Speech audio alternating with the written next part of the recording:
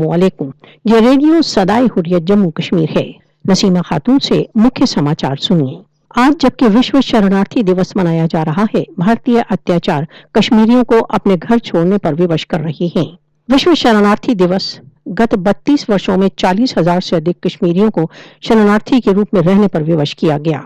भारत द्वारा अवैध रूप से अधिकृत जम्मू कश्मीर में भारतीय राज्य आतंकवाद कश्मीरियों पर निरंतर चालू है। सन 1947 में डोगरा सेना तथा हिंदू अतिवादियों द्वारा लाखों मुसलमान जम्मू से निकाल दिए गए। भारतीय अत्याचारों के कारण 2.5 मिलियन से अधिक लोगों ने सन 1947 से आजाद जम्मू कश्मीर, पाकिस्तान तथा यूनाइटेड किंगडम में शरण ली। भारत द्वारा अवैध रूप से अधिकृत जम्मू कश्मीर में मुस्लिम बहुसंख्या को भारतीय अधिकरण बलों से अपने अस्तित्व के लिए चुनौती का सामना है। भारत द्वारा अवैध रूप से अधिकृत जम्मू कश्मीर में मुसलमानों के बलपूर्ण निष्कासन का लक्ष्य क्षेत्रीय जनसंख्यात्मक स्थिति को बदलना है।